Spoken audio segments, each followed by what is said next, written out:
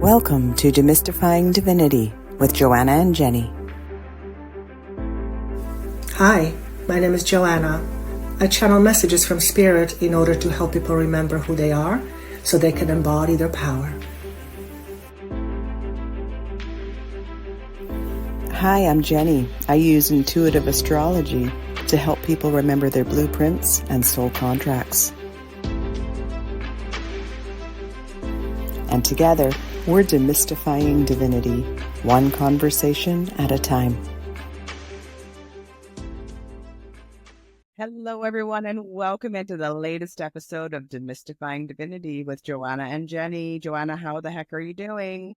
I am doing wonderful, Jenny. How are you?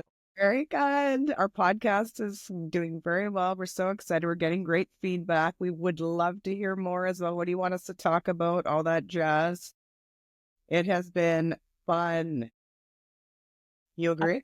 I can hardly stand it. I'm so excited. So the way we're doing it recently is I come up with a topic, Joanna comes up with a topic. We don't tell each other what we're going to talk about. We put each other on the spot. So it's my turn to put Joanna on the spot again. She's totally up for it. Okay, I've got all my notes here because this is not my specialty, but I will say in the last podcast, we talked about Venus retrograde, and that was a fascinating conversation. I'm still going over it in my mind. Probably you are too, Joanna, because when you're in that Venus retrograde period we were talking about, you're rethinking, reevaluating, reanalyzing all things Venus, which is divinely feminine. So all the divine feminine things are going to be coming up for us, and we're already in the shadow period, but we gave the dates on when Venus retrograde is. And yes, it's starting in March, and it starts on March 1st. And there is so much astrology. I mean, us astrologers have been looking at March 2025, like years ago, and just looking at the chart of March 2025 going, oh my goodness. And so March 1st starts Venus retrograde.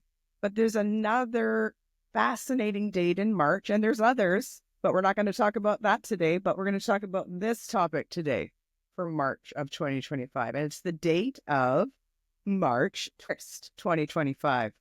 And what's that date, you ask? Well, yes, it is the day after the spring equinox, because spring equinox is March 20th. And then March 21st is this particular date that I want to talk to you about. And this is based on Vedic astrology. So there's a different kind of astrology. I do Western astrology, but Vedic astrology is from the Hindu culture. And it's called the Kali Yuga. And have you heard of this? The yugas, they're like seasons, right? Spring, winter, da-da-da-da-da. We know our 4 seasons, right? Well, the yugas go like this, but for thousands of years, right? Well, the Vedic experts, in particular, a fellow named Bibhu Dev Misra, he wrote a best-selling book called The Yuga Shift. And he says March 2025 is the end of the Kali Yuga. The Kali Yuga is the winter season, if you will. It's the dark season. We've been going through this. And yes, it is going to be a new Yuga. As I'm saying this, I'm full body shivers, and I'm sure you're feeling it, Joanna. I cannot wait to tap into what your guides say about this. But it's significant global changes, and it is a significant era change. And if you are to compare to Western astrology, this is like the Pluto going into Aquarius that I'm always going on and on and on about. Like, it is changing the world. And that happened just late last 2024. And then the other 4 outer planets are changing into, we've gone over this as well. The other 4, there's 5. The other 4 outer planets are changing into new signs in 2025. And so Vedic astrology joins along us Western astrologers and agrees, yes, huge shifts in 2025. And it's going to be this Kali Yuga, the end of the dark days. And so we're going into what is called Dvapara Yuga. So it's the spring. So we're out of the winter. We're going into spring. And literally it is spring equinox on the 20th, which is always the astrological new year, by the way. It's not January 1st of a year. It's always the new year. The astrological new year is always March 21st. It usually is. Sometimes it's March 20th. but it's the equinox. That's always the new year. That's always when you plant the new seeds. That's always when you set your new intentions. That is the new year. Okay, so we have the equinox this year on March 20th. And then it's going to be this big Kali Yuga ending on March 21st. And we're going into the Dvapara Yuga for 4,800 years. And what this is a quick Google search, what this is going to bring us is the highest spiritual awareness, truth, and harmony. And I know you were just downloading the word harmony the other day, weren't you, Joanna?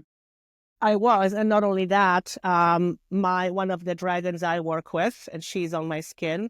Okay. When she first came to me, she announced herself with the name Harmony, and I thought how fitting and how beautiful. Well, excusez-moi. So yes, Harmony.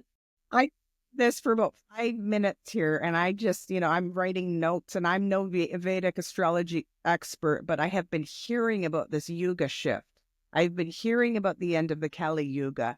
This is the end of the dark days, if you will. And so I couldn't help but find the date being March 21st, 2025, giving us yet another example of how much the world is changing in March. And I couldn't help but bring it up on the podcast, Joanna. Do you blame me? No, and as you're talking, I'm getting a whole bunch of things that I'm writing down. So my understanding of Kali, I've worked with Kali before. It's a very powerful, very strong, and can be very destructive energy. It is a feminine energy. And so I know that there is these Kali Yugas. Different people have different ideas where it ends, where it stops. I don't know any of that.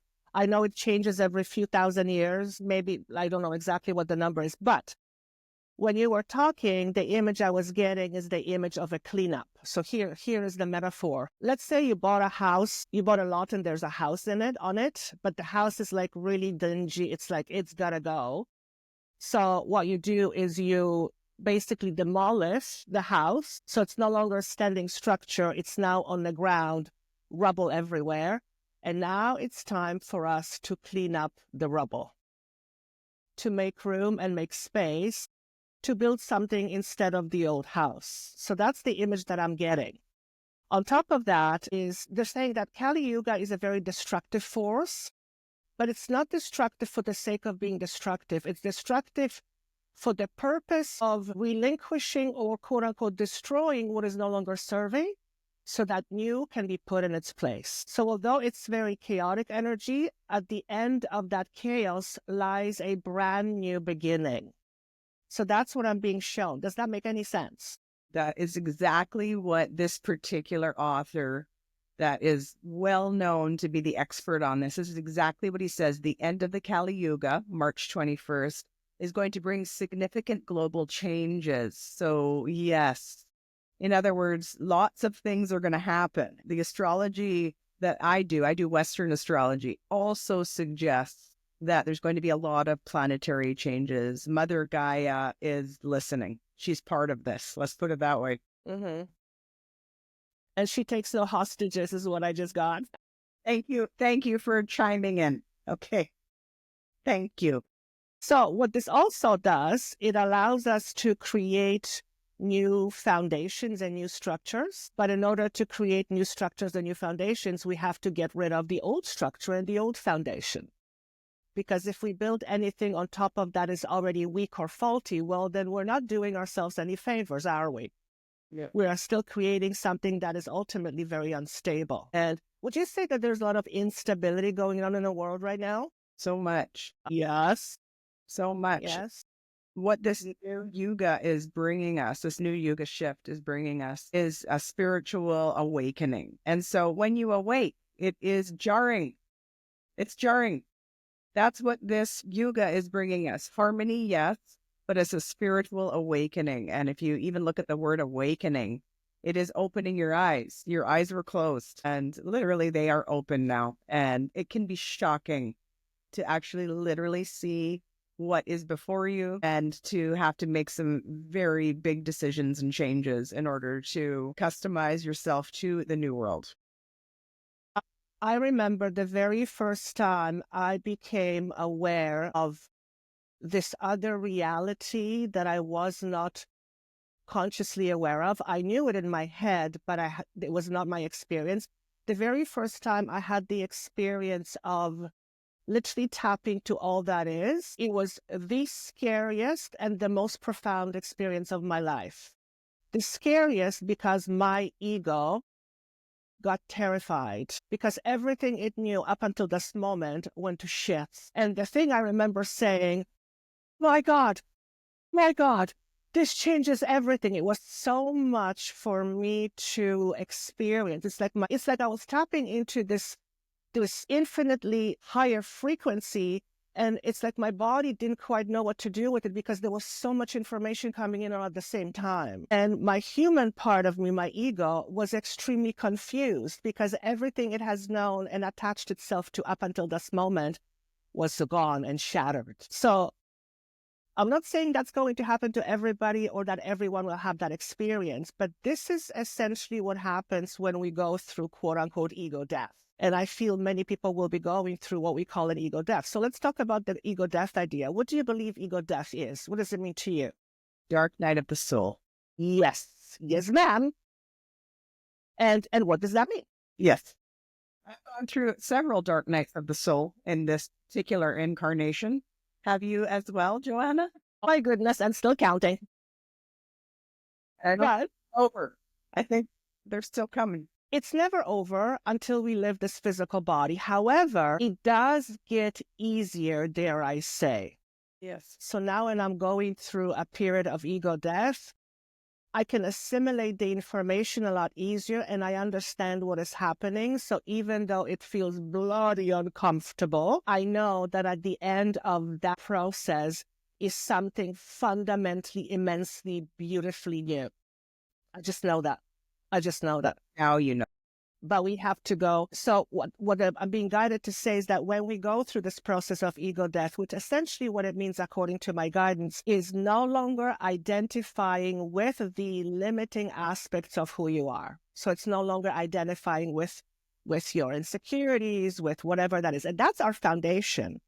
So essentially when we go through ego death, we are letting go of our foundation, which is what we've all relied on. And in that process, it can be very confusing and very scary because in that moment, we often have this question that pops up, which is, who am I? Who am I? And in that moment, when we are asking ourselves, who am I? Actually, the real question should be, who do I choose to be from this moment forward? Who do I choose to be from this moment forward? And they're saying that that's a profound question each person needs to ask themselves because first and foremost, what it does, it confirms that it's like you give life direction in terms of how you want your life to be created. And in order for you to do that, you have to resume the responsibility for creation of your life. And when we are not awakened, when we are asleep, we are not conscious of the fact that we are co-creators, that we create our reality. We believe that things happen to us, which means we are not in charge. I wouldn't say necessarily we're victims, but, we are the victim of our circumstances instead of creating our circumstances. So when we go through ego death, or as you beautifully pointed out, in that dark night of the soul, it's a really good time to first remind yourself, who do you think you are? Okay. Who do you think you are? And then the next question is, who do you choose to be instead? If what you think you are is not serving you, if what you think you are is limiting you, then it's up to you to choose who you choose to be and what you choose to believe. And during that time, when we go through this dark night of the soul, because we're in a process of being in between, we're in a process of letting go, but we're not holding firmly into the new belief system yet. So it's an incredibly powerful time to create new belief systems that will actually stick as long as we put our minds to it. That was it. That just kind of came out of me. You channeled that. I did. Love that. And I want us to hold space for anyone that's watching or listening right now and going, oh my gosh, yeah, that's me. That I'm going through that right now. I just want to hold that space for you right now and tell you, you've got this. We've got you. Your spirit team has got you. You're in a beautiful place. I know it doesn't feel that, But this is such an empowering place to be, this in between, as Joanna just talked about. I remember, and this was probably last year or 2 years ago, I was going to get my nails done. And as I was going from my car to the place, I had this knowing, this awareness that in a very short order, there's going to be a lot more people walking around being very confused. And that my job is to make sure that I stay on my path so that when these people are ready and they are reaching out because the allopathic ways is no longer working, then I am ready in order to help them make sense of what the hell is going on. Oh, yes. I've had that knowing. As I didn't have a moment like you were going to the nail salon. I didn't have a moment, but I've had this knowing for at least 10 years. Just stay on the course. Just keep doing your work. Just keep doing the shadow work. I know it's tough. I know no one's watching. I know you think no one's looking. I know you think that this is all for nothing, but I've had this, no, you've got to keep on this. You've got to keep on this because there's going to be a time in history, and dare I say it's happening March 2025. A lot of people are going to be Opening up, awakening and going, what is this? And so they're going to be listening to podcasts like this. We're not the only ones talking about this, but we are a voice out there to provide some support and let you know that you're not alone. We've all been there, and there's a lot of people going through it right now.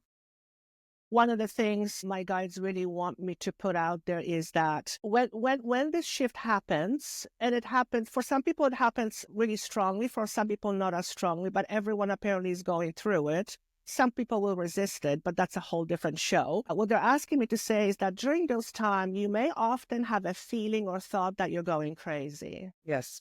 Yeah, I've asked myself, sometimes I still continue to ask myself if I'm actually schizophrenic. I was assured I'm not, but because the human mind has a really hard time grasping something it hasn't been able to perceive up until this point. It just doesn't know what to do with it.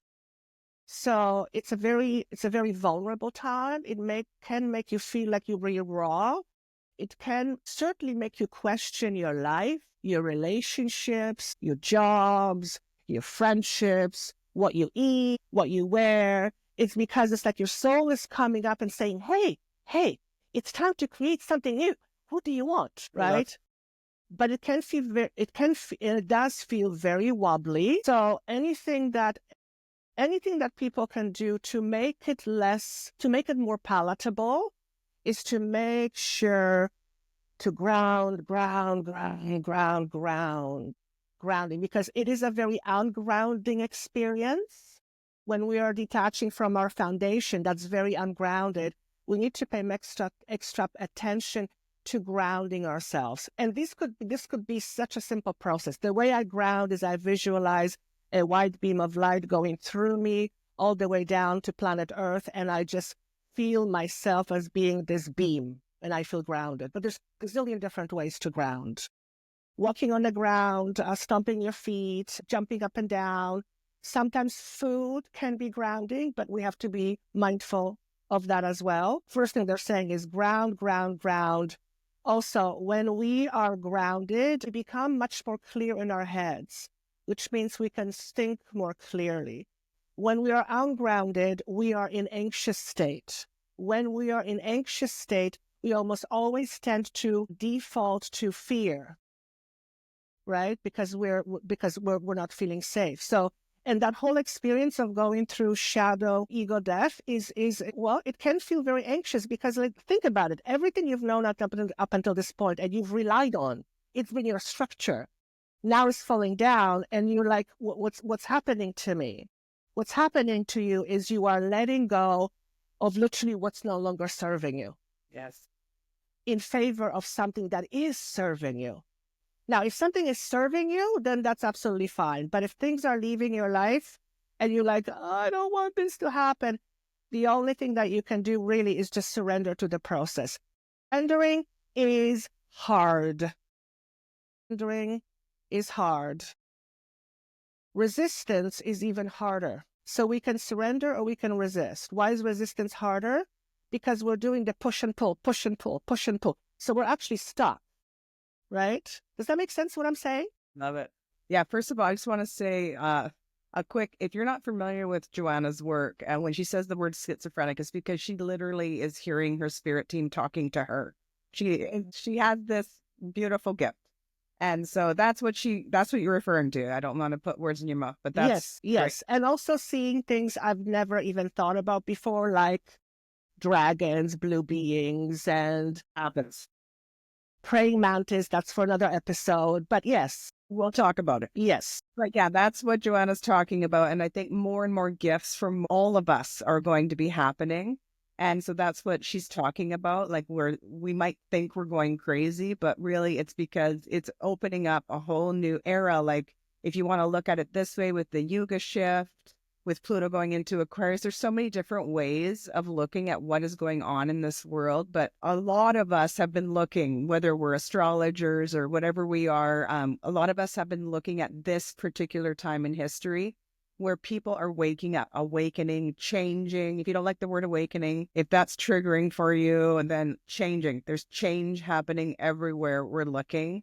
And it's happening on the earth and it's happening in our everyday lives. And so the change is here. And so that's why Joanna is saying, like, you might think you're going crazy because you might be getting new gifts of seeing, of hearing. Clairs are opening up, if you will. And that's what this new Yuga is promising for all of us, is if we're willing to surrender, as Joanna said, if we're willing to move into that energy, then we might be able to define ourselves completely different. Just like you were saying, we're in that in between of who am I anyways? Because maybe I didn't even know who I was. There was something like, oh, yes. Okay. As you're talking, they're saying, show them the journal. So we talked about this journal before. We've created this beautiful journal. Essentially, it's a tool to help to get you know yourself better. But because it's a coloring journal and it has a whole bunch of prompts that were channeled, coloring is very grounding, very, very grounding. And it also employs your inner child. But that's just FYI. That's just FYI. That's one excellent way to ground yourself. You're actually leading me to the next conversation we're going to have on the next podcast. So, but I'm going to I know, it's just like crazy. It's crazy. Here's what they want me to say emphatically. Waking up has nothing to do with religion. Zero. Mic drop. Zero. Zero. Thank you for making that point. Zero. We are waking up to our sense. We are waking up to our, thank you. We are waking up to our divinity. We are demystifying divinity. Yes, we are.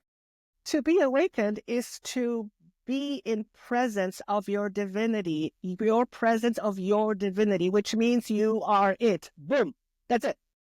That beautiful spark that each of us are. Spark of God, spark of the universe, whatever. You can call it a giraffe. I don't care. But it didn't just happen by accident, and there's no such thing as you having no purpose. You are an essential part to this whole thing called universe. Without you, universe will be different. This is such an exciting time. I mean, there's other astrologers or YouTubers or whoever out there saying, oh, prepare. You know, I get it, like, because we're all seeing it with different sets of eyes. But for me, I am very excited about the changes that are upcoming. I know it's coming. It's not a belief anymore. It is a knowing. I know that the world is changing. And if we can all just learn to embrace that S word, yes, surrender.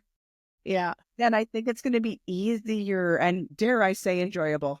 Consider that enjoyable. So what are some of the things that we can share with our listeners and viewers in terms of, okay, when you find yourself going through this process and you're like, I think I'm going crazy.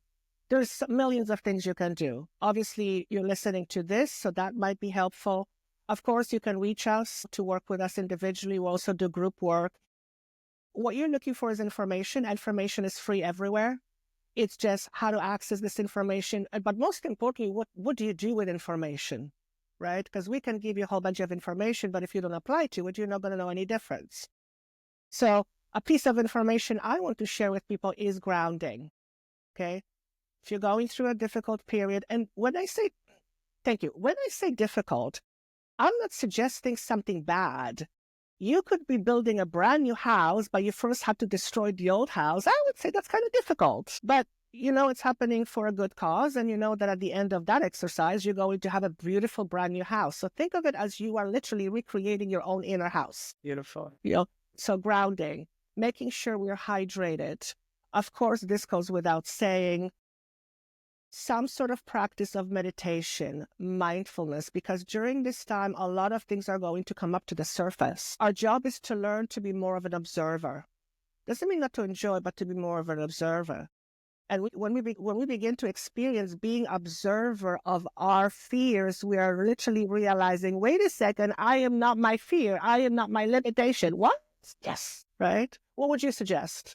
Yeah, I love that. Like for me, meditation hasn't been an easy journey, but observing my thoughts, even that is such a powerful practice. So like at the end of the day, just checking in. Okay, what was I ruminating about? Did I think about, what so-and-so said? Was I thinking about that all day? Like just observing the thought, that is a powerful practice. If you can't, air quotes, meditate yet, just observe at the end of the day, where did my mind go? You can start with something really simple and quite easy, I think. Literally taking a deep breath, close your eyes, and tuning into how your body is feeling. Becoming aware of your body talking to you. And you'll often, if you're not used to being present, you'll find within a second and a half, your box is going to start chiming in and talking. That's fine. But as long as you can keep going back to being present and just allowing yourself to feel what your body is feeling, that's all you have to do. Because what you are learning is you are learning to be present with yourself. And according to my guidance, when you are present with yourself, with your true self, you are more at peace, but you also have access to higher wisdom because this chatterbox is not so loud. But starting with something really simple, you don't have to sit in a lotus flower. You don't have to go to Himalayan. You do you. Yeah. The purpose of meditation is literally to go within. Wow, that was a fast one. That went pretty fast. I loved it. Kali Yuga? It was like a spark of... Yes, you really, you were channeling on, loved it. So if you love these kind of convos, come back for more. We love talking about all the woo and making it less woo, because these are everyday conversations that are going to be more and more normalized as the years go on, especially with these changing times. So let us help you through all of these things. So suggest, what would you like us to talk about? And we're open to all that kind of feedback. Yes, and we can't wait to just keep doing more and more and more of these. Okay. All right, guys. For tuning in. Until next time, take care. Bye-bye. Thanks for listening. Thanks for watching. And please share this fab convo with someone who you love.